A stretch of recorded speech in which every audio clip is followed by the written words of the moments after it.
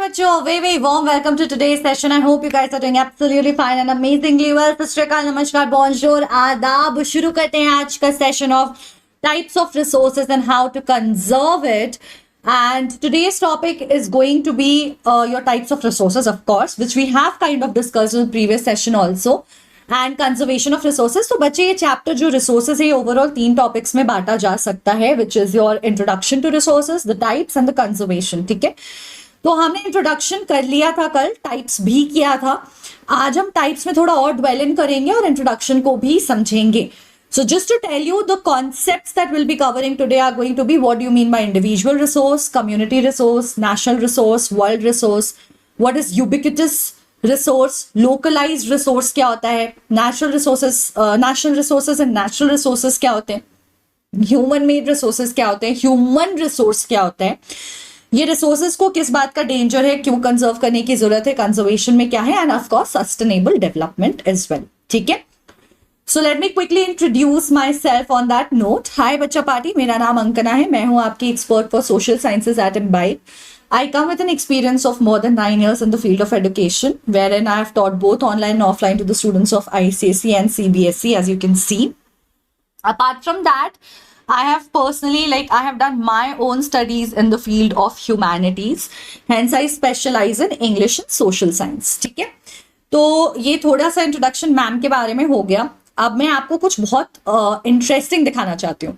ठीक है, which is basically going to be like a kind of a weapon for you. आपके लिए एक टूल की तरह बहुत इंपॉर्टेंट काम आएगा ये. इसका नाम है इम्बाइब लेंस. आपने मुझे पहले भी इसके बारे में शायद बात करते हुए सुना होगा. So will just quickly have the lens moment of the day. So बच्चे, ये एक ऐप है जहां पे जो हमने आपके लिए बनाया है with very very clear intent to reduce your time and effort in trying to find the most specific and relevant resources for your in depth learning. ठीक है, कि आपकी लर्निंग में कोई कॉम्प्रोमाइज ना हो. नॉर्मली क्या होता है कि जब हम किसी चीज को पढ़ना चाहते हैं, किसी चीज को प्रिपेयर करना चाहते हैं, तो हमारी जो तैयारी होती है उस चीज को पढ़ के ढूंढने के लिए किताब से पढ़ लिया, बट अगर आप you want to learn more about it, और if there is still a doubt and you want to watch a video और get to know more information, dig more और have a better understanding, book से clear नहीं हुआ, तो we end up going on Google, on YouTube, on multiple platforms and ढूंढते रहते हैं. ये ढूंढने में परेशानी होती है, बहुत वक्त बहुत लगता है, कई बार सामान मिलता है, कई बार नहीं भी मिलता है. That's a major problem. या कई बार बड़ी बड़ी वीडियो मिल गई, उसमें कहीं छोटे से हिस्से में वो एक चीज समझाई गई होगी, बट हमें टॉपिक स्पेसिफिक चाहिए था, ढूंढ रहे हैं, परेशान हो रहे हैं. तो आपने सिर्फ अपने फोन में से ऐप को डाउनलोड कर लेना है, बिल्कुल फ्री है, कहीं से भी इंस्टॉल कर लो, जैसे बाकी सारे एप्लीकेशंस आपके इंस्टॉल होते हैं, गेम्स इंस्टॉल्ड होते हैं. और इसको ऐप को एक्सेस देना है अपने कैमरा का. ठीक है, उसके बाद जैसे कि आप देख पा रहे हो, जैसे ही आप स्कैन करोगे टेक्स्ट को, वो अपने आप सारे इंपॉर्टेंट वर्ड्स हाईलाइट करके यहाँ पे एज अ सजेशन देने लगेगा for everything and anything that you want to learn. The best part is, अगर आप फोन पे पढ़ रहे हो, स्क्रीनशॉट ले लो, गैलरी से स्क्रीनशॉट भी अपडेट कर सकते हो.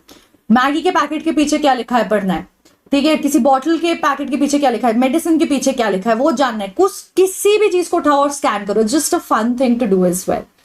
सो अब जिसको ना ओपन दिस, मैंने अभी ये खोल लिया है और अब मैं इसकी एक तस्वीर ले रही हूँ. जैसे ही मैं ऐसा करती हूँ, आप देख पाओगे, I will increase the brightness a little, that all these words are highlighted and have started popping up as an option for me to choose from here. The beauty of this is, जैसे world अगर select किया मैंने, अगर उसका कोई 3D model है तो मेरे लिए वो 3D मॉडल भी आ जाता है. साइंस में, ज्योग्राफी में बड़ा काम आता है, ये 3D मॉडल आ जाएगा.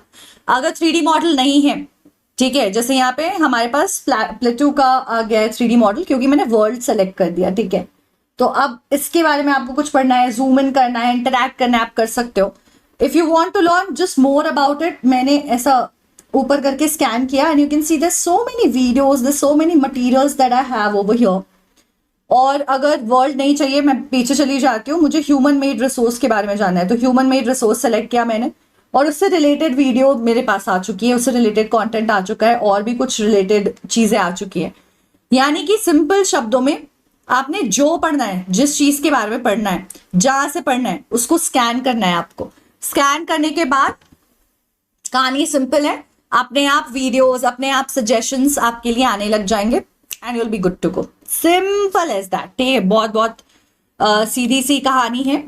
तो we'll start with a recap because this is the second session of the chapter. It's not the first one. What did we do in the previous session? Previous session में बच्चे हमने समझा था कि what do we mean by a resource? Resource होता क्या है? तो कोई भी चीज जो इंसान का काम आसान करती है और अपनी नीड्स और रिक्वायरमेंट्स को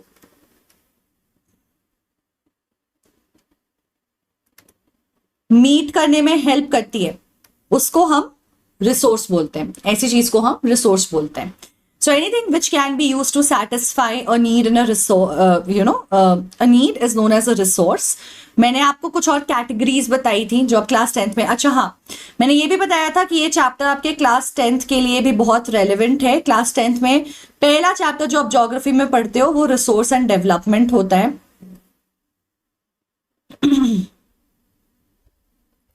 ठीक है जी. तो रिसोर्स एंड डेवलपमेंट है. सो हर एक चीज यहाँ पे रिसोर्स का definition, types of resources, conservation, ये सारा टॉपिक वहां पे है. तो देयर इज एन इजी, आपका पूरा चैप्टर जो है लगभग 50 to 60% of the chapter in your grade 10th को अकाउंट करता है, मैप करता है आराम से. यानी कि आप जो अभी ध्यान से पढ़ लोगे तो आपने वो चैप्टर आधा अभी फिनिश कर लिया है क्लास 10th का, बोर्ड्स के लेवल का. तो मैं बस आपको ये कहना चाहती हूँ कि इसको ये सोचकर मत पढ़ना कि बस इस साल पढ़ के निकाल देना है, एग्जाम दे देना है, हो जाएगा. नहीं, थोड़े ध्यान से पढ़ लो, उसको थोड़ा रिटेन कर लो, दिमाग में रख लो और इस हिसाब से पढ़ो कि भैया जब हमें 10th में पढ़ना पड़े तो दोबारा बराबर के अमाउंट की मेहनत ना लगे, है ना. सेम अमाउंट ऑफ मेहनत नहीं करनी है हमको. हमें बस आइडिया, हमें बस नॉलेज पहले से थोड़ी सी ज्यादा होनी चाहिए. ठीक है, चलो. तो रिसोर्स मैंने आपको बताया था इसी के साथ साथ कि इसके साथ ना 3 टेक्निकल कैटेगरीज लग जाती हैं, तब वो और बेटर रिसोर्स की तरह डिफाइन होता है. पहला ये होता है कि वो आपके लिए इकोनॉमिकली फीजिबल होना चाहिए कि भैया आप जो पैसे लगा रहे हो वो उतने पैसे बना भी पा रहे हो, उससे ज्यादा पैसे या उतने पैसे बना भी पा रहे हो, आपका फायदा निकल रहा है. टेक्नोलॉजिकली एक्सेसिबल होनी चाहिए. टेक्नोलॉजी तो हो वहां उस रिसोर्स तक पहुंच पाने की. टेक्नोलॉजी नहीं है, मुझे पता है रिसोर्स है, मैं पहुंच नहीं सकती, तो मेरे लिए काम नहीं आ रही है, वो मेरी नीड्स को, रिक्वायरमेंट्स को मीट नहीं कर रही. It's not helping me, it's not satisfying my requirements. And then socially भी एक्सेप्टेबल होना चाहिए, लोगों को तैयार होना चाहिए कल्चरली, सोशली उस चीज को एक्सेप्ट करने के लिए. तो ये बेसिकली रिसोर्स होता है. हमने कल पढ़ा कि रिसोर्स की डिटर्मिनेशन होती है कुछ बेसिक चीजों पे. एक होती है उसकी वैल्यू.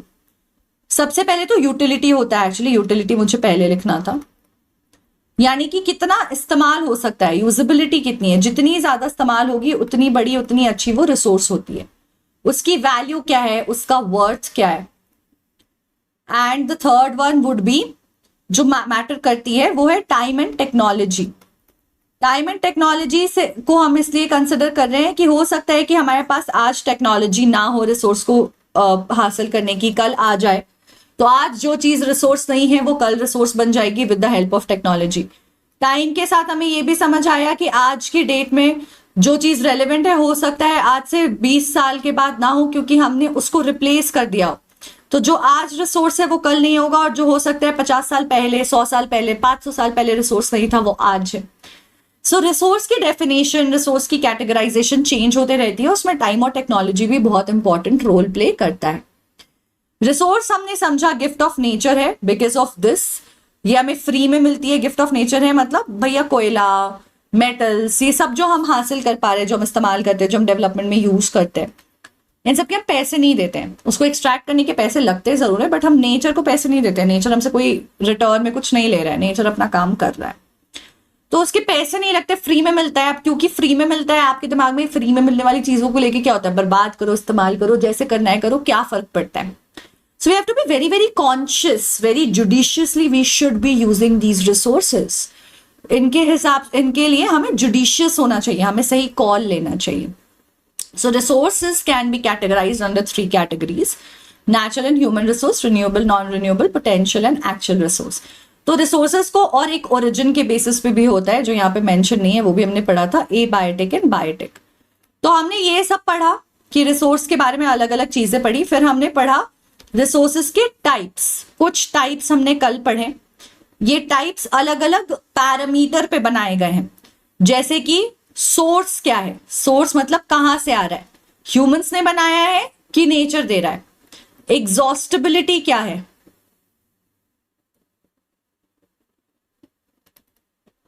क्या खत्म हो जाएगा या बचा रहेगा? तो उस पर हमने बोला रिन्यूएबल नॉन रिन्यूएबल है। डेवलपमेंट क्या है? नेचर क्या है? ठीक है, किस कदर हम इस्तेमाल कर रहे हैं? क्या एक पोटेंशियल सोर्स है जो हम आगे इस्तेमाल कर सकते हैं, हमने पूरा अच्छे तरीके से इस्तेमाल करना शुरू नहीं किया, या एक्चुअल सोर्स है, रिसोर्स है कि हमने फुल फ्यूल्स कोल्स की तरह भर भर के इस्तेमाल करना शुरू कर दिया है?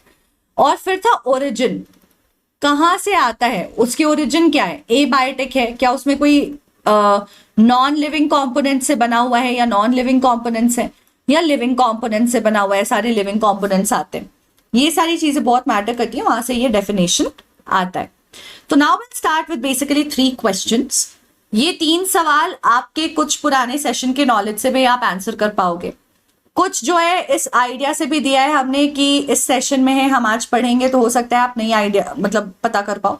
तो बेसलाइन क्वेश्चंस हैं, आप आंसर कर पाते हो तो अच्छी बात है, नहीं कर पाते हो तो भी स्ट्रेस नहीं लेना है, बर्डन बिल्कुल नहीं होना है, बिकॉज आप इन क्वेश्चंस पे वापस आओगे सेशन के बाद और फिर ट्राई करोगे, आप देखोगे कि कैसे फटफट सॉल्व हो रहे हैं क्योंकि आप आज पढ़ लोगे। तो ये सिर्फ एक क्विक चेक देने के लिए एक इंट्रोडक्शन जैसा है। हम इसके साथ शुरू करेंगे, इन सवालों के साथ 3 सवाल हम कर लेंगे और फिर इन 3 सवालों के बाद will get started with the explanation and you will come back if you are not able to answer and check whether now you are able to answer the questions और not. Simple is that. So let's get started with the first question. Ma'am is going to hide herself for these questions. इनका solution हम बहुत detail में discuss नहीं करेंगे. The reason being that आगे चल करके इस चैप्टर में हम इन सारी चीजों को वैसे भी डेप्थ में पढ़ने वाले हैं, एक्सप्लोर करने वाले हैं, इसीलिए हम इनका सोल्यूशन जो है वो डिस्कस नहीं करेंगे. ठीक है, तो पहला क्वेश्चन है balancing the need to use resources and also then for future, इसको क्या बोलते हैं? बायोटिक रिसोर्स बोलते हैं, सस्टेनेबल डेवलपमेंट बोलते हैं, या पोटेंशियल रिसोर्स बोलते हैं?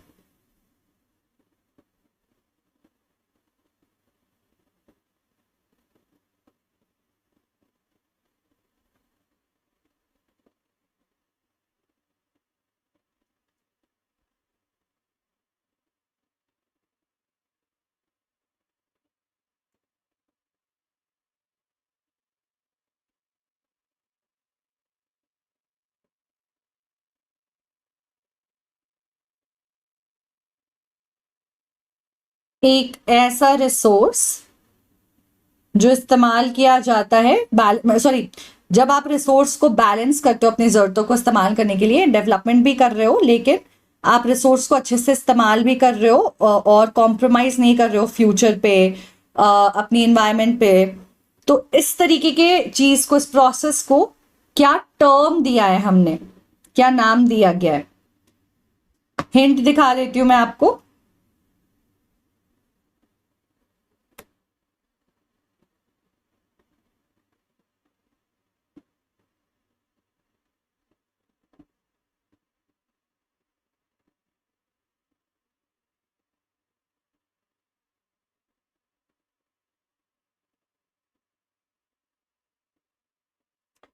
सो बच्चे, ये जो सिस्टम है ये सस्टेनेबल डेवलपमेंट कहलाता है.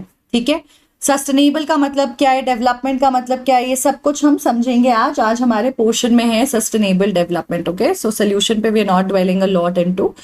Next question is high speed winds were a potential resource 200 years ago.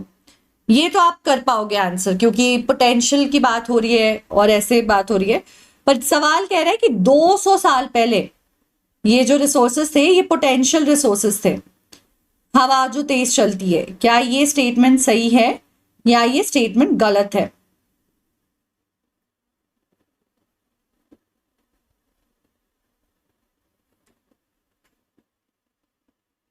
Hint दिखा देती हूं मैं आपको.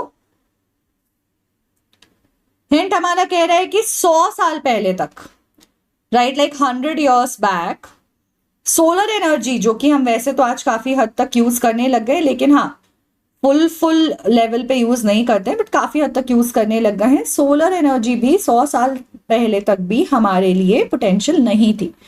तो सोलर नहीं थी अगर बेटा, तो सोलर से तो कहीं ना कहीं हम ज्यादा, मतलब विंड से तो कहीं ना कहीं हम सोलर को ज्यादा ही इस्तेमाल करते हैं। तो अगर सोलर नहीं थी तो विंड भी नहीं ही रही होगी एक पोटेंशियल रिसोर्स, हमारे पास टेक्नोलॉजी और अवेयरनेस नहीं थी। ठीक है, I don't know why is this mark true, will have to see. Potential था बट एक्चुअल नहीं था। ठीक है, अब हम उसे इस्तेमाल कर पाते। Okay, next question, we should ensure we do not exploit dash unduly. किस चीज को हम बिना सोचे समझे बेधड़क एक्सप्लॉइट ना करें, उस चीज की इंश्योरेंस हमें करनी चाहिए। नेचुरल हजार्ड्स की या नेचुरल रिसोर्सेज की।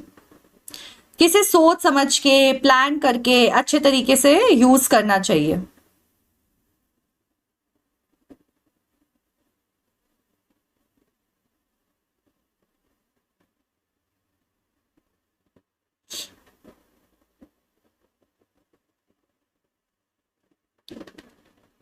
सो प्लानिंग जो है वो हमें रिसोर्सेस के साथ लगती है। हजार्ड्स के साथ क्या केयरफुल रहेंगे, कैसे एक्सप्लॉइट कर, मतलब हजार्ड्स को तो हम वैसे भी एक्सप्लॉइट नहीं करते हैं, ना कर सकते हैं, हजार्ड्स हमें एक्सप्लॉइट कर देता है।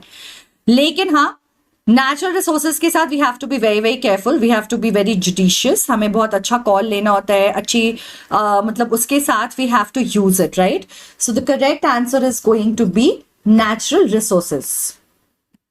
यहाँ हिंट की जरूरत थी नहीं है as such, right? So natural resources is the correct answer. So now moving on, we'll start. Now, how would you react if you were told that you were also a resource? मतलब अभी तक हम कोयले की बात कर रहे हैं, इलेक्ट्रिसिटी की बात कर रहे हैं, इस चीज की बात कर रहे हैं, उस चीज की बात कर रहे हैं, और अब मैं अचानक से आती हूँ और आपको कहती हूँ कि बेटा आप भी तो इतने बड़े रिसोर्स हो, आप खुद ही रिसोर्स हो। आपको थोड़ा सरप्राइजिंग लगेगा, आपको लगेगा मैम क्या कह रही हो, सच में कैसे, हम किस तरीके के रिसोर्स हैं, क्या हम ऑलरेडी जिस फॉर्म में है वैसे ही रिसोर्स है, या नॉर्मली क्या होता है कि कोयले को खदान से निकाल के थोड़ी सी उसमें फिक्सिंग ट्रांसफॉर्मेशन करनी होती है, थोड़ा सा उसे बेटर बनाना होता है, क्रूड ऑयल को निकाल करके हम प्रोसेस करते हैं तब हम उसे यूज कर पाते हैं। क्या ह्यूमंस को भी प्रोसेस करना होता है या वो पैदा होते हैं एक रिसोर्स की तरह बिल्कुल ready? So let's understand that. अब हमने किए थे टाइप्स ऑफ रिसोर्सेज, कौन कौन से टाइप्स हमने कर लिए थे जो हमने पढ़े। हमने ओरिजिन के बेसिस पे कर लिए थे, जो बायोटिक एबायोटिक था। हमने नेचर के बेसिस पे कर लिए थे, तो आपका पोटेंशियल नेचुरल और ह्यूमन मेड था। हमने किया था डेवलपमेंट के बेसिस पे, यूजेबिलिटी के बेसिस पे, तो हमारा पोटेंशियल और एक्चुअल रिसोर्स था। फिर हमने किया था और एक तरीके का किया था ना हमने रिसोर्स, अभी रिकैप में किया है हमने। What was the other one, sorry, हाँ रिन्यूएबिलिटी। ठीक है, तो नेचर, ओरिजिन, ये सारी चीजों के बेसिस पे हमने कर लिया था। और एक हमने पढ़ा था रिन्यूएबिलिटी के बेसिस पे, इसमें हमें renewable and non renewable resource मिल गया था। ठीक है, अब यहाँ पे आपको समझना है कि based on ownership resources categorize होते हैं, यानी कि एक नई कैटेगरी आ गई है हमारे पास, ओनरशिप। ओनरशिप क्या होता है, किसके राइट्स हैं इन रिसोर्सेज पे, ठीक है, किसका हक है, कौन हक से इसे इस्तेमाल कर सकता है, इसका ओनर कौन है, मालिक कौन है। तो बच्चे इस बेसिस पे हमारे पास 4 कैटेगरीज आती हैं, इंडिविजुअल, ठीक है, then you have community, then you have national and then you have world और international. This is the first, second. पहले ये पूरा डिटेल में ना हमें पढ़ाया जाता था क्लास 10th में, बट अब जो है क्लास 8th में ही इसको शिफ्ट कर दिया गया है और अब हमको यहीं पे पढ़ना है। नाम से समझ आ रहा है, एक बंदा या फिर ग्रुप ऑफ पीपल होंगे, हम इसको आगे डेप्थ में करेंगे एग्जाम्पल्स के साथ भी। कम्युनिटी तो मतलब families together, groups of people sharing it, families sharing, है ना, या humans sharing amongst themselves as community. National यानी कि कंट्री ओन्ड, कंट्री ओन करती होगी इसको। इंटरनेशनल क्या होगा, पूरी दुनिया का है, या तो वर्ल्ड ओन्ड या नो स्पेसिफिक ओनर, ऐसा कुछ हो सकता है। तो देखते समझते हैं, एग्जाम्पल्स भी देखते हैं बेटर अंडरस्टैंडिंग के लिए। इंडिविजुअल रिसोर्स, बेटा इंडिविजुअल रिसोर्स की कहानी बहुत सिंपल है। एक इंसान या एक फैमिली, वो इंडिविजुअल होते हैं और उनकी प्राइवेट चीजें होती हैं, उनका अपना होता है, उस पर कोई और हक नहीं जमा सकता अनटिल अनलेस वो इंडिविजुअल खुद हो या उसकी फैमिली हो। तो यहाँ पे कोई एक सिंगल बंदा होता है या उसकी फैमिली हो सकती है, उस इंसान की फैमिली हो सकती है, जैसे मैं और मेरी फैमिली हो सकती है, और हमारे अपने इंडिविजुअल रिसोर्सेज होते हैं जैसे हमारी अपनी पर्सनल, तो ये ज्यादातर पर्सनल होती है, पर्सनल चीज होती है ना, पर्सनल बिलोंगिंग। कार हो गई, आपका घर हो गया, आप कहोगे मैम ये नेचुरल तो नहीं है, तो नेचुरल में लैंड हो गया, कई सारे लोगों की अपनी जमीन होती है, कई सारे लोगों के अपने छोटे पॉन्ड्स होते हैं, ठीक है, तो ऐसी सारी गार्डन होता है, ऑर्चर्ड वगैरह, तो ये सब क्या हो गया, ये सब प्राइवेट हो गया, मतलब ये प्राइवेट का एग्जाम्पल हो सकता है इंडिविजुअल का। तो ये कोई इंडिविजुअल के द्वारा प्राइवेटली ओन्ड होता है, इस पे किसी और का हक नहीं होता, कोई वो क्लियरली मना कर सकता है किसी और को यूज करने के लिए भी, वो ही इंसान डिसाइड करेगा, वो यूज करेगा, कोई और यूज करेगा, किस कैपेसिटी में यूज करेगा, सो एंड सो फोर्थ। तो एग्जाम्पल हमारे पास है हाउस, कार, बुक एटसेट्रा, एक इंसान या उसकी फैमिली इसकी ओनर होती है। फिर आता है कम्युनिटी। कम्युनिटी क्या होता है बच्चे, सोशल कम्युनिटी, यानी कि मल्टीपल ह्यूमंस मिलकर के कम्युनिटी फॉर्म करते हैं, अलग अलग तरह की फैमिलीज जो हैं वो इकट्ठे रहती हैं किसी नेबरहुड में,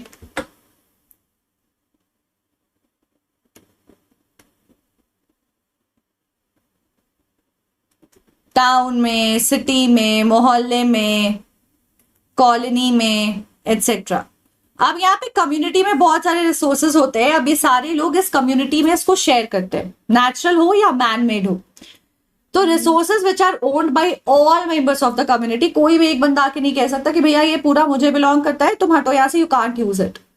if you are a part of the community you will be liable to the people are liable to sharing it with you।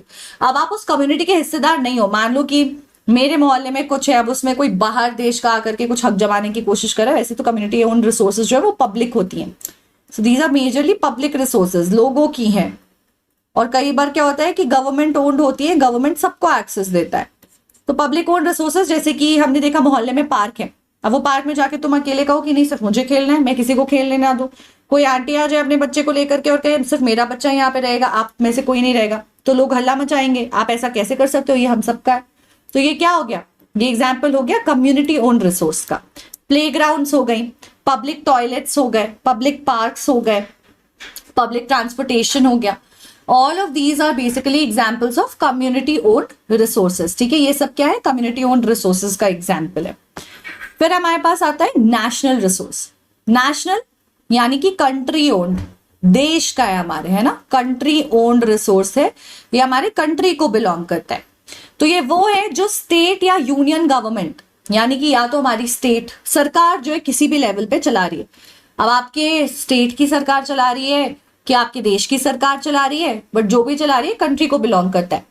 तो कई सारे वाइल्ड लाइफ सेंचुरीज हैं, कुछ स्टेट्स चलाती हैं, कुछ स्टेट के ओनरशिप में होती हैं, कुछ कंट्री के ओनरशिप में होती हैं, वाइल्ड लाइफ सेंचुरी, प्लांट्स, बड़े बड़े फॉरेस्ट्स, है ना, कुछ स्टेट गवर्नमेंट के अंडर होती हैं, कुछ सेंट्रल गवर्नमेंट के अंडर होती हैं, रेलवेज हो गए, ये सब किस चीज का एग्जाम्पल है, कंट्री ओन, कंट्री ओन करती है गवर्नमेंट का, ये किसी इंडिविजुअल का नहीं है, कई बार कम्युनिटी का भी नहीं है, गवर्नमेंट का है। गवर्नमेंट अगर परमिशन देती है कम्युनिटी को तो कम्युनिटी उसको इस्तेमाल करती है, परमिशन नहीं देती है तो कम्युनिटी भी नहीं इस्तेमाल कर सकती है।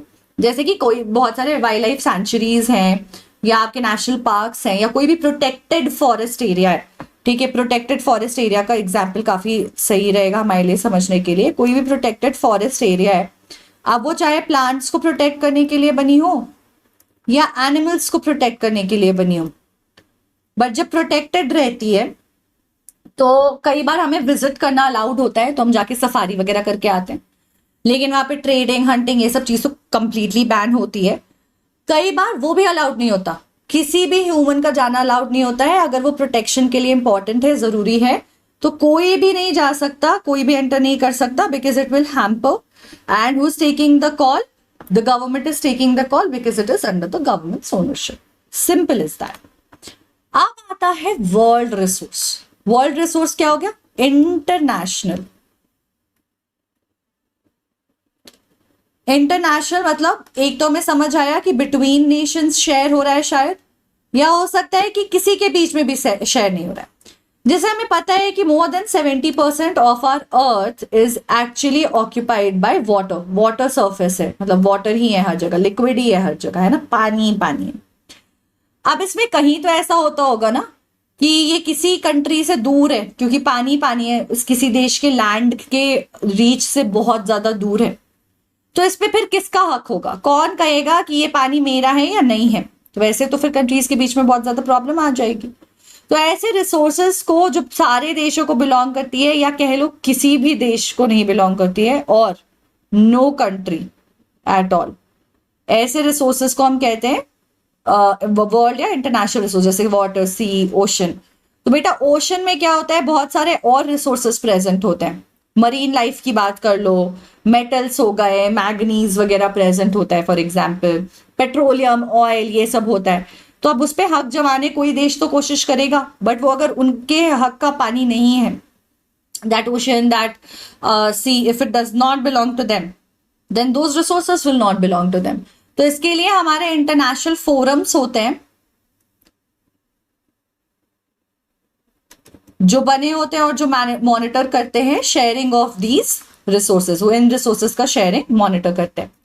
एक इंटरेस्टिंग बात आपको बता दूं, कोई भी जो कंट्री है, जैसे कि इंडिया का एग्जांपल ले लो, ठीक है, तो इंडिया के सर्दर्न पोर्शन को हम देखते हैं कि हमारा सर्दर्न पोर्शन ऐसा है ना, इस तरीके से गया है। अब ये जो सर्दर्न पोर्शन गया है, ये सर्दर्न पोर्शन क्या कहलाता है? ये सर्दर्न पोर्शन कहलाता है पेनिनसुला। ये सर्दर्न पोर्शन क्या कहलाता है? पेनिनसुला। पेनिनसुला का मतलब क्या होता है? Surrounded by water on 3 sides, है ना। इट मीन्स, ब्रॉड कर लेते हैं, surrounded by water on 3 sides. तो इंडिया का सिस्टम क्या है?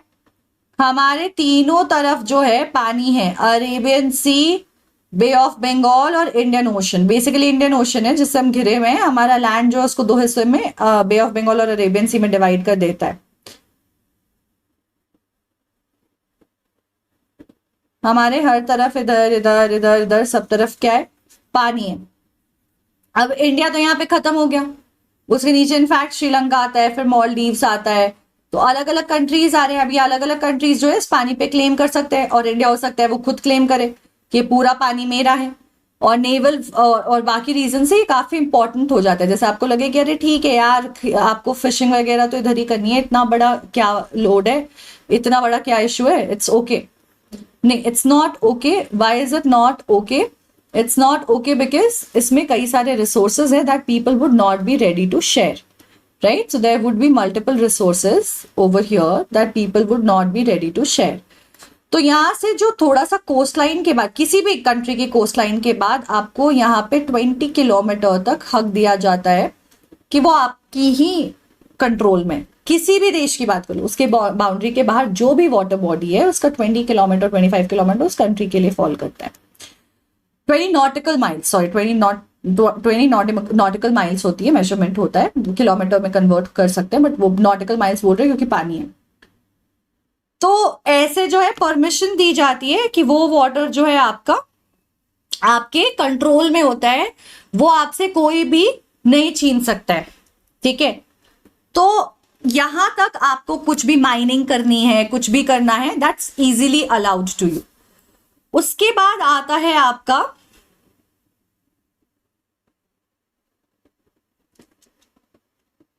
मतलब ये तो कंट्री का ही हिस्सा हो गया, ये पूरा इंडियन वाटर है।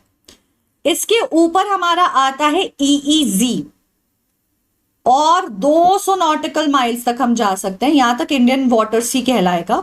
इसके 200 नॉटिकल माइल्स तक बेसिकली हमारा जो है, अब इंडियन वाटर नहीं रह गया 200 नॉटिकल माइल के बाद, ठीक है। ये हो जाता है वो पानी जिसमें नेशंस को अलाउड होता है कि आप कुछ ढूंढना चाहते हो, कुछ माइनिंग करना चाहते हो, लिविंग नॉन लिविंग जो भी चीजें, उन पे आपका जुरिस्डिक्शन रहेगा। इसको हम क्या कहते हैं? स्पेशल एक्सक्लूसिव इकोनॉमिक जोन, इसको हम कहते हैं एक्सक्लूसिव। ये आपके सिलेबस में नहीं है, मैं पढ़ा रही हूं क्योंकि कोई हार्म नहीं है जानने में। EEZ। अब इसके बियॉन्ड जो भी पानी है ना, that's like no man's land, वो किसी को बिलोंग नहीं करता ना। इंडिया उसमें कुछ कर सकती है until unless कोई स्पेशल परमिशन हो, ना कोई और कंट्री कर सकता है until unless कोई स्पेशल परमिशन हो, so on and so forth, ठीक है। तो here comes your question. Based on the ownership, we classify the resources under पहला आता है इंडिविजुअल रिसोर्स, फिर आता है कम्युनिटी रिसोर्स, फिर आता है हमारा वर्ल्ड रिसोर्स, या फिर D all of the above, या फिर ये सारे ही उसकी कैटेगराइजेशन में आती हैं, क्वालिफिकेशन में आती है।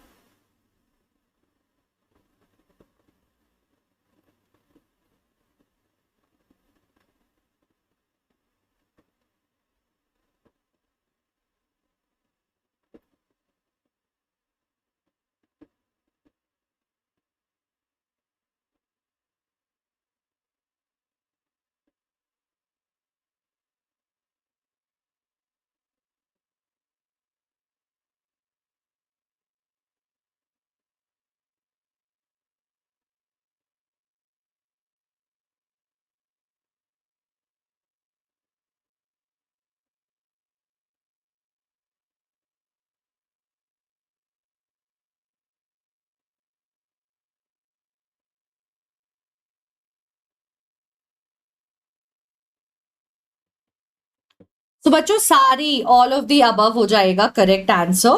All of these are categories जो अभी अभी हमने पढ़ी है ओनरशिप के बेसिस पे, ठीक है। फिर आता है नेक्स्ट आपका patent, technology and stock of resources. हमारे पास 3 नए शब्द हैं, इनको ग्लॉसरी से हम थोड़ा पढ़ लेते हैं, समझ लेते हैं। पैटेंट का मतलब क्या होता है? To have exclusive right over an idea और एन इन्वेंशन। तो आपने कई बार लोगों को बोला होगा कि हमने पेटेंट फाइल किया है, ये पेटेंट है हमारा, हम पे पेटेंट इस पे फाइल्ड है। तो पेटेंट का मतलब ये है कि मैंने कुछ साबित किया कि ये सिर्फ इंडिविजुअली मैंने बहुत अच्छा किया था और उस पर अपना राइट क्लेम कर दिया कि ये इंडिविजुअली मेरा है, मेरी आइडिया कोई चुरा ना सके, कोई कर रहा है तो मुझे उसकी रॉयल्टी मिले, मुझे उसकी क्रेडिट मिले। फिर आता है technology. It is the application of the latest knowledge and skill in doing and making things. तो जो सबसे लेटेस्ट आपका तरीका है अपने नॉलेज को इम्प्लीमेंट कर पाने का, उसको टेक्नोलॉजी बोलते हैं। Stock of resources. So stock का मतलब क्या होता है कि आप देखते हो कि स्टोर्ड कितना है हमारे पास, बचत में स्टोर्ड कितना है, जमा कितना है। तो स्टॉक ऑफ रिसोर्सेज का भी मतलब बहुत सिंपल है। You basically try and figure out कि आपके पास कितनी चीजें जो हैं वो स्टॉक्ड है, आपके स्टॉक में, आपके बचत में, आपके कारखाने, आपके स्टोर हाउस में कितना है। तो जब हम स्टॉक हाउस ऑफ रिसोर्सेज कह रहे हैं तो स्टॉक ऑफ रिसोर्सेज से हमारा बहुत सिंपल सा मतलब है, वी आर ट्राइंग टू से कि आपके स्टॉक में आपके पास कितने रिसोर्सेज बचे हुए हैं, अब आपके पास बचत कितनी की हुई है। ठीक है जी, okay. Now moving on, now will talk about classification on the basis of availability. यानी कि अवेलेबल है, हमारे एरिया में अवेलेबल है, हमारे कंट्री में अवेलेबल है, कहाँ अवेलेबल है, where is it available, is it even available anywhere at all और not. That is how you classify on the basis of availability. ठीक है, तो इसमें हमारा यूबिक्विटस होता है और लोकलाइज्ड होता है। नाम से समझ आ रहा है, यूबिक्विटस हर जगह होगा शायद, लोकलाइज्ड कुछ जगह होगा शायद। तो कई तरह के रिसोर्सेस होते हैं, कुछ रिसोर्सेस होते हैं जो सब जगह मिलते हैं, कुछ रिसोर्सेस होते हैं कहीं नहीं मिलते, बहुत स्पेसिफिक जगह पे मिलते हैं। ठीक है, तो वो लोकलाइज्ड हो जाते हैं, एक लोकल एरिया में अवेलेबल होगा। कुछ रिसोर्सेस सब जगह अवेलेबल होगा, कुछ रिसोर्स है कि अब बचा ही नहीं, कहीं अवेलेबल नहीं होगा, तुम कुछ कर लो तुम्हें मिलेगा ही नहीं रिसोर्स, है ना। तो ये हो जाती है अवेलेबिलिटी की बात। तो अब इसी बात पे मैं आपको थोड़ा सा टाइम लेकर के बता देना चाहती हूँ about your tools and weapons is well. So imbibe VLE बच्चे, अभी आपके कई सारे एक्सपेरिमेंटेशन शुरू हुए होंगे, प्रैक्टिकल्स शुरू हुए होंगे। हमें आइडियली लैब्स ले जाना क्लास 8 में शुरू नहीं करते हैं टीचर्स बहुत एक्टिवली हर एक एक्सपेरिमेंट के लिए। 1-2 एक्सपेरिमेंट्स दिखा दिया जाता है या तो क्लास में, या थोड़ा सा ले जा करके 1-2 एक्सपेरिमेंट्स लैब में हम कर लेते हैं, बट मन करता है करने का, and it's fun, right. And what is practical? Practical is all about learning by doing things. आप चीजों को करते हो और करके सीखते हो, and that is why it's called practical. You suppose to perform it, you not suppose to learn about it. So that is where we got the idea that why should you compromise on your practical learning, on your learning by doing, just because you're, let's say, a little younger, just because you don't have the options, the equipments, the facility. No, nothing of that sort is supposed to happen. आपका हक बनता है कि आप जो चाहो आप वो कर सको, आप जो लर्न करना चाहो वो कर सको, और इसीलिए आपके लिए एक वर्चुअल प्लेटफॉर्म ला दिया है हमने। वर्चुअली अब आपने क्या करना है, अब आपको वर्चुअली घर बैठे प्रैक्टिकल कर लेना है। फोन पे ये ऐप डाउनलोड करो, सीनियर क्लास की, जूनियर क्लास की, जो प्रैक्टिकल प्रैक्टिस करना है, अपनी प्रैक्टिकल्स प्रैक्टिस करनी है, 1 बार करनी है, 10 बार करनी है, जितनी बार करनी है, बिंदास करो। That's the beauty of this app, just a click away is all you have to be and you can just go head and do it, right? So how amazing is that? Not just that, आपके पास imbibe app भी है। Imbibe lens का magic तो हमने देख ही लिया है ना। इम्बाइब लेंस का मैजिक मैं आपको दिखा चुकी हूँ, जहां पे हमने ये देखा, हमने ये समझा कि इम्बाइब लेंस की मदद से जो है आप किसी भी चीज को स्कैन कर सकते हो, and just with the scan you can get the videos, you can get the detail resources. अगर 3D मॉडल है तो वो 3D मॉडल भी आपको मिल जाएगा आपकी लर्निंग के लिए, and you can just keep learning without investing a lot of time, without putting in a lot of time. और आप पढ़ सकते हो, अपनी तैयारी कर सकते हो, and in fact it's a very interactive, it's a very fun method of doing it. So that is the magic of Imbibe lens. Imbibe app पे हमने आपके लिए बहुत सारे वीडियोस क्यूरेट करके रखे हैं। सोशल साइंस में, स्पेशली हिस्ट्री में जिन बच्चों को दिक्कत होती है, आपको ऐसा लगेगा आप मूवी देख रहे हो and you will be able to learn everything, because visual learning वैसे भी बहुत ज्यादा स्ट्रॉन्ग एक इंप्रेशन छोड़कर जाती है आपके दिमाग पे, right? So we are ensuring your visual learning over here. So please make sure that you have all of these things. The most important part is it's not going to be available for very long. तो आपके पास होने जरूरी है। Not available for very long, for free. Imbibe app की बात करूं, बाकी तो ठीक है। अब बात करते हैं यूबिक्विटस रिसोर्स की। बेसिकली यूबिक्विटस का मतलब वेरी लिटरली वो रिसोर्स जो कहीं भी मिल जाए, वो चीज, वो सामान विच इज फाउंड एवरीवेयर, हर जगह जो है हमें मिलती है। जैसे कि हवा, जैसे कि पानी। अब रेगिस्तान वगैरह में नहीं मिलती, बट ऐसा नहीं है कि वहां पे लोगों ने पानी कभी देखी नहीं है, हासिल कर ही नहीं सकते। थोड़ी बहुत बारिश होना या कम पानी होना होता है जरूर।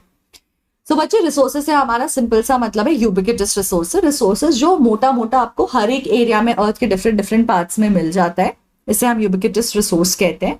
जैसे कि air, wind, water. Localized resource क्या होता है? वहीं पे जो लोकल एरिया में, स्पेसिफिक एरिया में लिमिटेड होता है, limited to a specific, limited to a specific area, वो उस एरिया में ही आपको प्राइमरीली मिलेगा। So resources found only in certain places, localized resource are known as localized resources, जैसे कि कोल, petroleum, iron.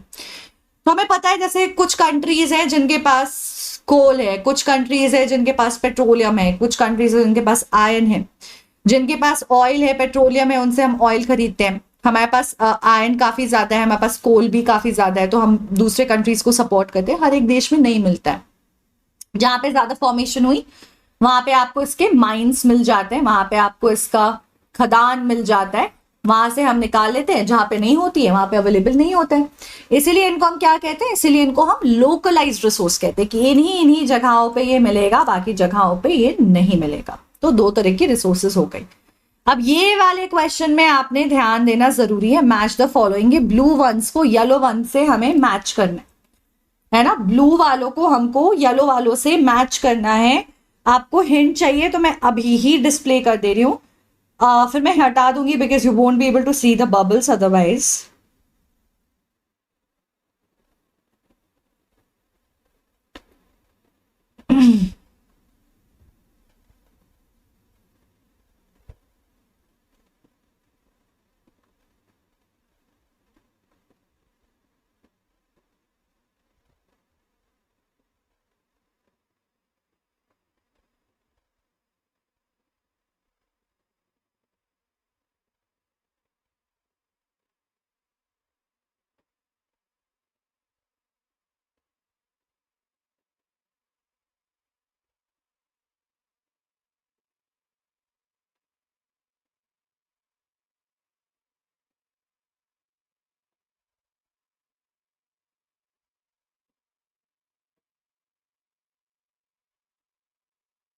Removing the hint so that you guys can do your matching.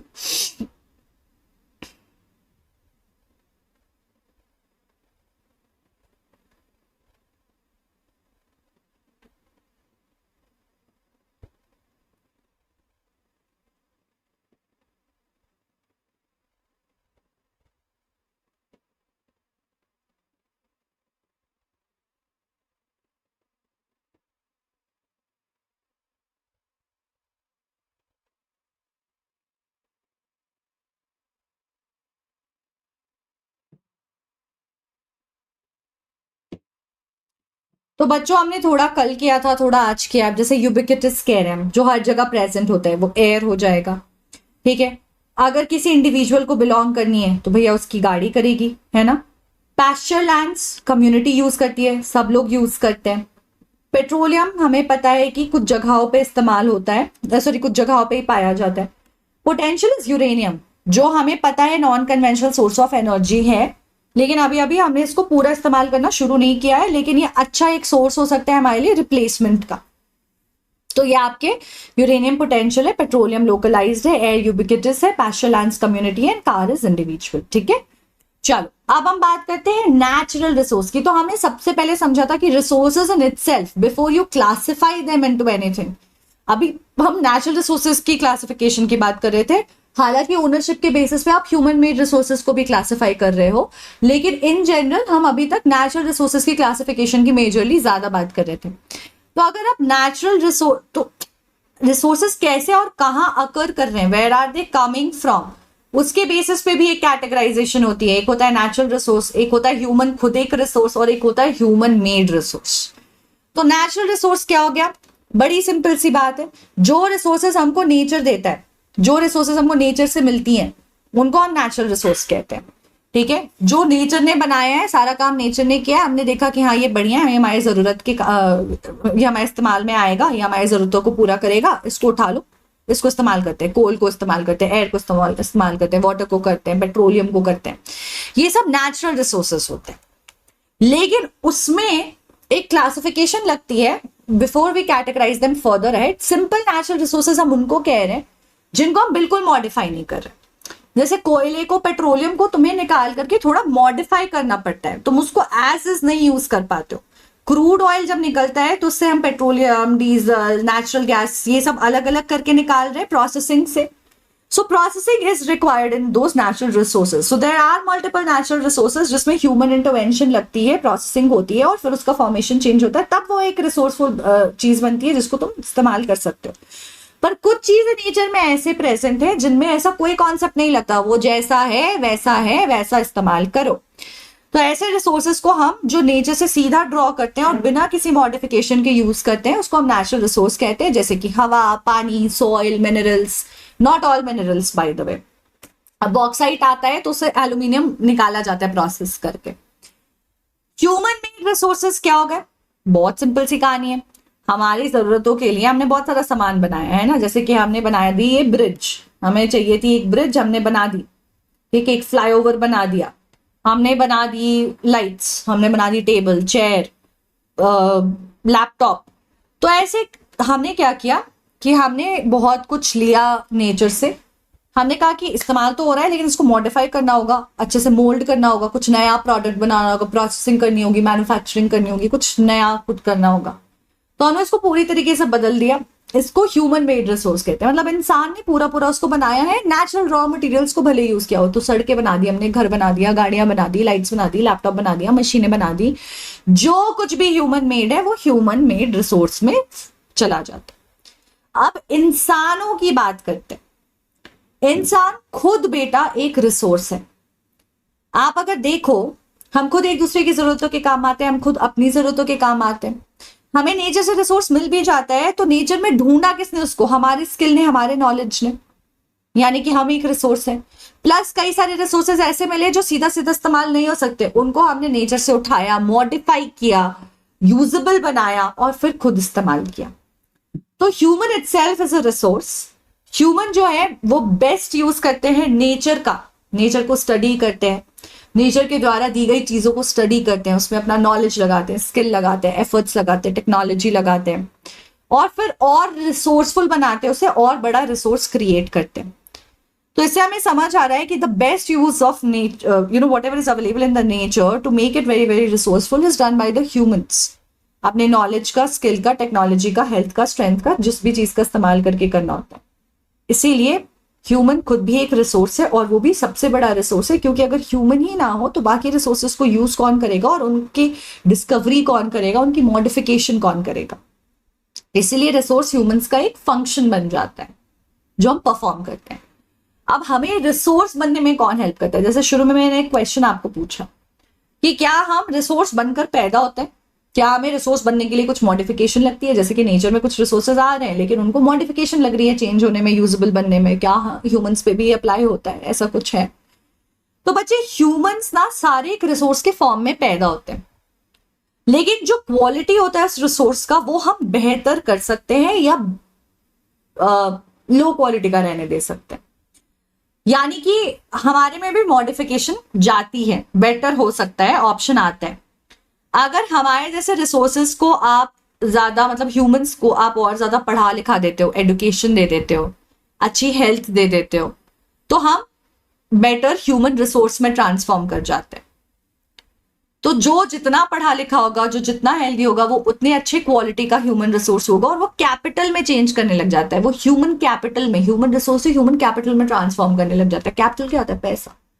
यानी कि जितने रिसोर्सफुल आप होगे उतना ज्यादा कैपिटल आप जनरेट कर पाओगे, और आपकी ट्रांसफॉर्मेशन एजुकेशन और हेल्थ से होती है। जो जितना पढ़ा लिखा, जितना हेल्दी होगा, वो उतना बेटर वैल्यूएबल रिसोर्स होगा, उसकी वैल्यू, उसकी वर्थ, उसकी कैपिटल उतनी ज्यादा होगी। So improving the quality of people's skills so that they can create more resources is a part of development of a human resource. इसलिए पढ़ लिख लो ताकि एक नॉर्मल ह्यूमन रिसोर्स से आप जो है better human resource, quality human resource में चेंज करो। और सिर्फ इतना ही नहीं, उसके बाद आप ह्यूमन कैपिटल में, बेटर क्वालिटी ऑफ कैपिटल में ट्रांसफॉर्म करो। So human resources refers to the number which is the quantity and the ability, ठीक है, mental and physical of people. So human resources number of people की बात कर रहा है, बट नंबर ऑफ पीपल में आप मेंटल एबिलिटी भी देख रहे हो, फिजिकल यानी कि हेल्थ जो है वो एबिलिटी भी देख रहे हो, और क्वांटिटी भी देख रहे हो।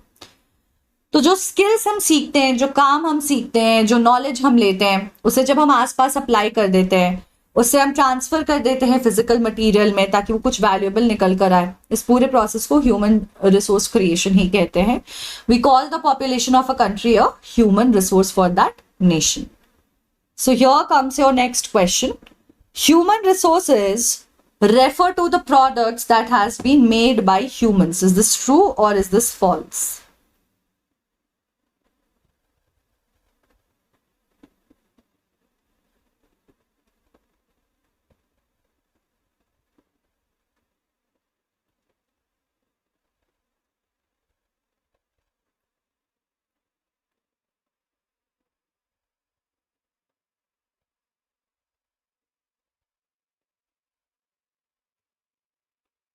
Here is a hint. Human resources refer to the products made by humans. True or false? A vehicle is an example of a human-made resource. So guys, to answer this question, the statement is false. Human resource doesn't refer to things created by humans, but the humans themselves. Vehicles, roads, and all of these things are created by humans. That is a human-made resource.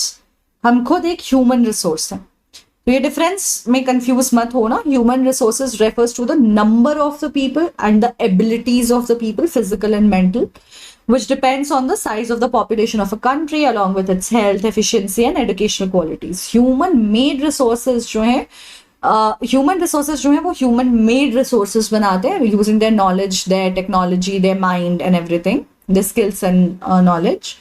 Bridge का creation, road का creation, etc. So human resources can make the best use of nature to create more and more resources and hence produce human made resource. Here comes the next question.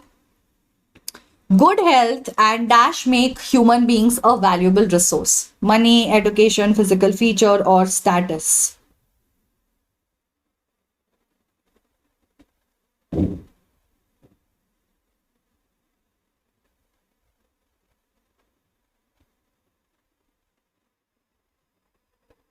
This is your hint.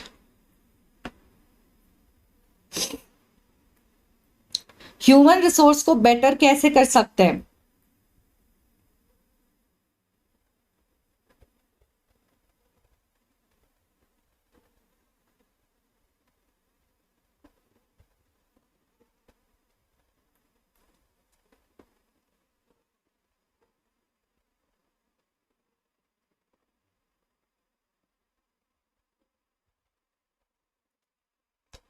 So money, sorry not money, health and education, ये दो primary factors हैं जो human को better human resource बनाते हैं और ultimately उनका human capital में ट्रांसफॉर्मेशन करते हैं।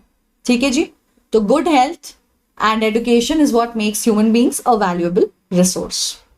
Okay, now talking about conservation of resources. अब बच्चे, हमने ये बात बहुत देर से बात करी है, डिस्कस किया और समझा है कि क्योंकि रिसोर्स कहीं ना कहीं फ्री गिफ्ट ऑफ नेचर है, नेचर ने हमसे कुछ पैसे नहीं लिए, दे दिया। अब नेचर ने बना दिया, हमने उसको अपना हक समझ लिया और करते जा रहे हैं एक्सप्लॉइट। तो इस वजह से क्या हो रहा है कि बहुत धड़ाधड़, very very quick depletion of these resources are happening. हम एक्सप्लॉइट कर दे रहे हैं, पूरा रिसोर्स को खत्म, है ना, बिल्कुल बर्बाद कर दिया है, ऐसा कर दे रहे।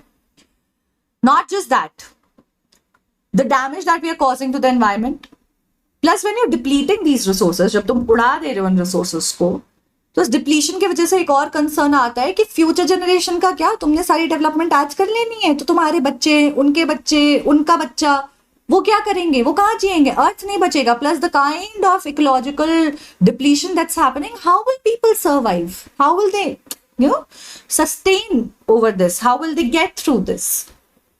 So that brings us to the idea कि रिसोर्स तो है बट उसको ध्यान से इस्तेमाल करो, प्लान करो, गोल्स बनाओ, गोल्स जिसमें अपने प्रेजेंट गोल्स हो और फ्यूचर गोल्स भी हों, और ये सबको मैच करके हमें इस्तेमाल करना है रिसोर्सेज को। डेवलपमेंट रुकनी नहीं चाहिए। नोबडी सेइंग कि अरे हाँ हो रहा है, रिसोर्सेज लिमिटेड है तो आज का आज ही इस्तेमाल करना बंद कर दो, कल के लिए बचाओ, लोगों के लिए बचाओ। No, use it, don't compromise on the development. But वो डेवलपमेंट करके क्या फायदा जिसको जीने के लिए 20 साल बाद धरती पे लोग, जानवर, पौधे, कोई नहीं बचेगा, हम खुद नहीं बचेंगे, धरती नहीं बचेगी।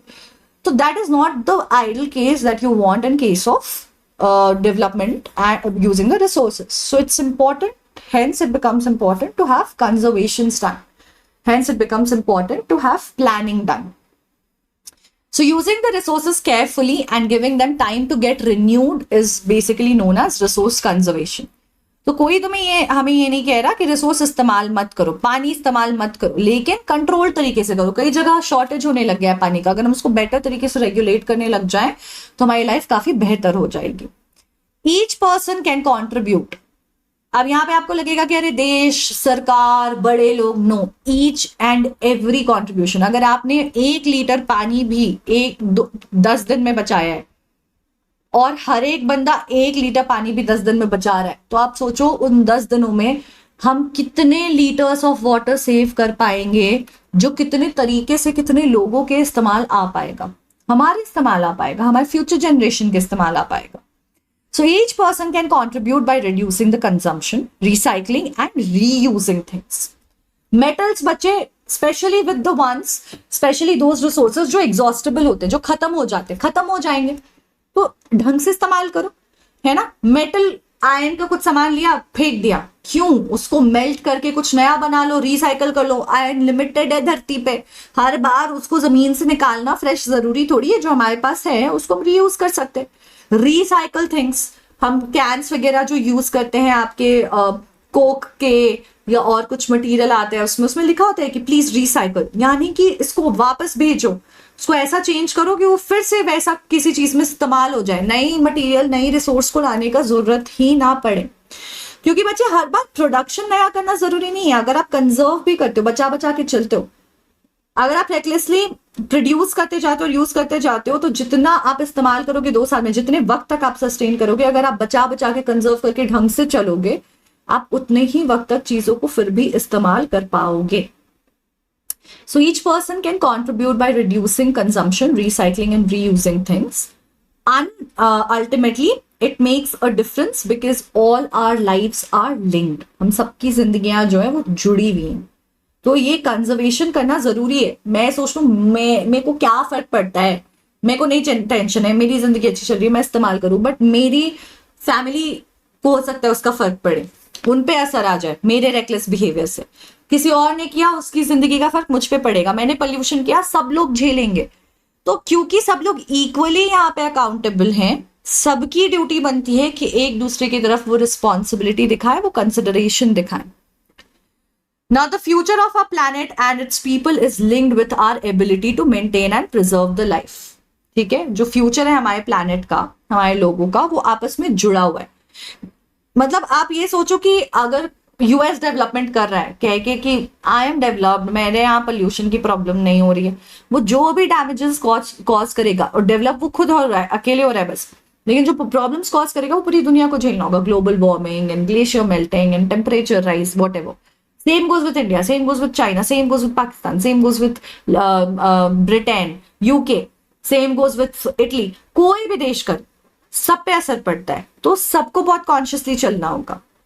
हमारे पूरे प्लैनेट का फ्यूचर डिपेंड करता है इस चीज पे. आप सिर्फ एक देश का फ्यूचर सोचकर नहीं चल सकते हो, और हर एक कोई आपस में जुड़ा हुआ है, हर एक इंडिविजुअल, हर एक कंट्री, हर एक स्टेट, सब पे इक्वल इफेक्ट आएगा. एक इंसान भी पोल्यूशन करेगा तो पूरी दुनिया उस पोल्यूशन का जो असर है वो झेलेगी. So it's important that we preserve things, we maintain things, we plan it, and we should keep in mind that all uses of renewable resources are sustainable. The diversity of life on Earth is conserved. The damage to the natural environment system is minimized. Damage zero होगा शायद possible नहीं है, but minimum हो बिल्कुल possible है. और इसी से कॉन्सेप्ट आता है सस्टेनेबल डेवलपमेंट का. यानी कि सस्टेनेबल का मतलब पहले आपको बता दूं, सस्टेनेबल से हमारा मतलब है पहले लॉन्ग टर्म सर्वाइवल.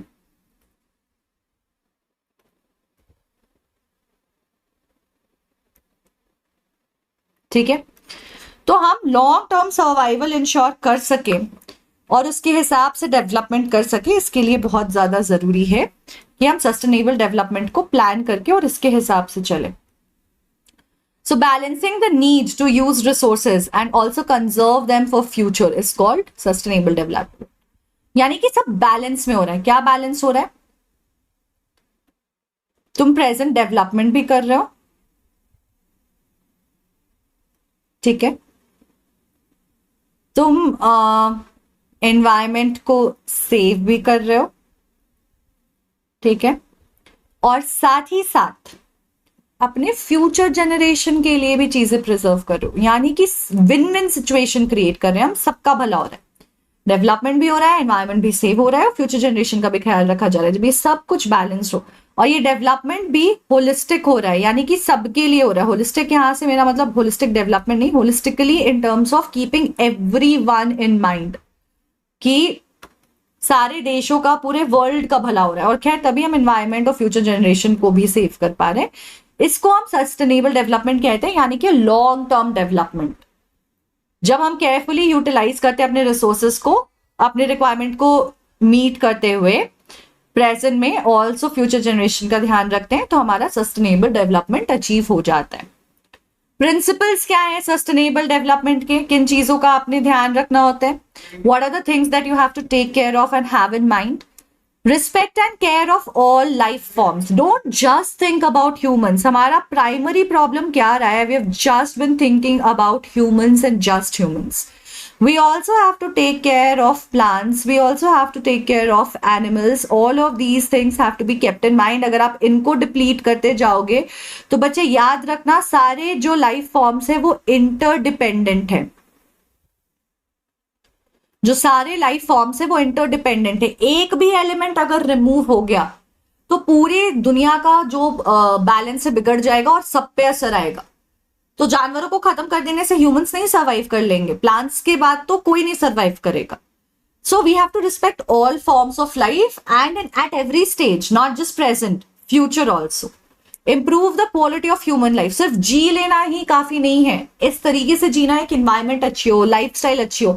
ऐसे ही हमने हमारी लाइफस्टाइल देखा है कि आज से 10 साल, 50 नॉट 10 साल बट 50 साल पहले, 60 साल पहले के जो लोग थे, 100 साल के पहले लोग थे, वो मच हेल्थियर होते थे क्योंकि उनका एनवायरमेंट बहुत फ्रेश होता था, खाना जो खाते थे बहुत बेटर होता था. तो क्वालिटी ऑफ लाइफ अगर हम मेंटेन नहीं कर रहे हैं, जल्दी उम्र में लोगों को हार्ट अटैक आने लग गया है, 30 की उम्र में हार्ट अटैक आने लग गया है. 30 is considered to be young, right? Primary ages माने जाते हैं जहां पे आप बहुत सारा प्रोडक्टिविटी ऐड कर सकते हो देश में इन जनरल. और इस वक्त लोग हार्ट अटैक ला रहे हैं, कई सारे लोगों की लाइफ एक्सपेक्टेंसी कम हो गई है क्योंकि क्वालिटी ऑफ लाइफ खराब हो गई है. तो सिर्फ जीना काफी नहीं है, क्वालिटी ऑफ लाइफ, और वो जब आप रिसोर्सेज को अच्छे से इस्तेमाल कर रहे हो, एनवायरमेंट अच्छा रख रहे हो, सब फ्रेश रख रहे हो, पोल्यूशन कम हो रहा है, टॉक्सिकेशन कम हो रहा है, तो वो अपने आप बेटर हो जाती है. And then conserve the earth's vitality and diversity. Diversity in terms of plants, animals, humans, जगह, अलग अलग रीजन, अलग अलग कल्चर, सबको बचा कर चलना है, कुछ को कॉम्प्रोमाइज कर दिया, कुछ को बचा दिया, ऐसा नहीं है। वाइटलिटी मीन्स द लॉन्जिविटी, कितने लंबे समय तक आराम से एसेंशियल चीजों को मेंटेन करते हुए हम रन कर सकते हैं, ये हमारा प्रिंसिपल है सस्टेनेबल डेवलपमेंट का। तो हमें क्या करना है, जो नेचुरल रिसोर्सेज है इनकी जो डिप्लेशन है उसको मिनिमाइज करो, शावर की जगह बकेट यूज करो, पानी खोलकर टैप में छोड़ मत दो, रूम से बाहर निकल रहे हो इलेक्ट्रिसिटी बंद कर दो, बहुत लंबा सिग्नल है, बहुत लंबा ट्रैफिक है, turn off the engine, save fuel, it will not pollute plus it will save the fuel, तो वो एक नेचुरल रिसोर्स भी सेव कर रहा है और एयर भी सेव हो रहा है, कम नॉइज पोल्यूशन हो, मशीन्स वगैरह कुछ पुरानी हो गई हैं तो उनको हटा दो, बहुत पुरानी गाड़ियां हैं तो उनको रिप्लेस कर दो, we have to start getting electrical vehicles now, we have to work on the cleaner energy now, घर में अगर एक दो एप्लीकेशन भी हम सोलर पैनल से रन कर सकते हैं, we should definitely do it, reduce the consumption of electricity, day on day अगर मैंने 5-5 मिनट भी इलेक्ट्रिसिटी सेव की तो आप सोचो 365 डेज में how much of electricity I would have saved, कितने देर की इलेक्ट्रिसिटी सेव कर दी मैंने, ठीक है। 1725 minutes extra electricity I've saved for myself, which I will be able to use next year, maybe a year after that. You're understanding, and if everyone is contributing in this aspect. Change personal attitude and practices towards environment. Plastic है तो क्या हुआ, कहीं भी फेंक दिया, पेड़ों को काट दिया, फ्यूल बर्बाद कर रहे हैं, नहीं, आपको अपनी पर्सनल, आपको बदलना होगा, कोशिश करो प्लास्टिक की यूज जितनी हो कम हो सके करो, ग्लास मतलब हम ग्लासेस वगैरह बॉटल्स जो है प्लास्टिक की हटा के ग्लासेस की यूज करो, प्लास्टिक पैकेट्स हटा करके कहीं जा रहे हो कुछ सामान लेने, instead of getting those disposable plastic bags, let's carry the cloth bag which is sustainable, ठीक है। सस्टेनेबल चीज इस्तेमाल करो, वन टाइम चीजों का इस्तेमाल करना कम, ज्यादा मल्टीपल टाइम जो यूज हो सके उन सारी चीजों का इस्तेमाल करना ज्यादा। Enable communities to care for their environment. Awareness जगाना, मुझे पता है मैं पानी बर्बाद नहीं करती, ठीक है, लेकिन क्या मैं बाकी लोगों को अवेयर कर रही हूँ? Today itself, my house help was cleaning the utensils and she didn't realize, and there's like a lot of crisis going on in for water in Bangalore. She left the tap open and then she went and she was doing something and I entered and I saw that the tap was open. So I just had to tell her that so many people are struggling with water. We can't waste it like that. And she realized it immediately. And after that, she got very conscious about using it, right? So maybe now wherever she works in her house and some other houses, she'll be more conscious. और शायद पूरे दिन में वो 1 litre, 2 दिन में 1 litre पानी बचा पाए. So just that, you know, enabling committees and communities where people together are working in this direction and are aware, are informed, are taking active steps to achieve this sustainable development and conservation of resources. So on that note, we'll quickly do this question. For sustainable development, the diversity of Earth on so the diversity of life on Earth should be neglected, conserved, or exploited.